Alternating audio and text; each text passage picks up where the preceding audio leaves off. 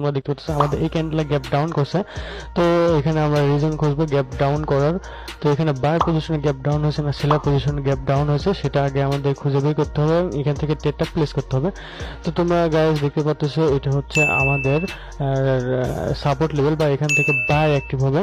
তো গাইস তোমরা দেখতে পাচ্ছ আমি অলরেডি আপে ট্রেড প্লেস করে দিচ্ছি। এখানে আপে ট্রেড প্লেস করার রিজন হচ্ছে এখানে যে লাইনটা দেখতে পাচ্ছ এখান থেকে বায়ার অ্যাক্টিভ হবে এবং এটা ওভারঅল ডাউন ট্রেন্ড থেকে আপ ট্রেন্ডে ট্রান্সফার হচ্ছে এবং এটা হচ্ছে তোমাদের রেজিস্ট্যান্স লেভেল ব্রেক করছে।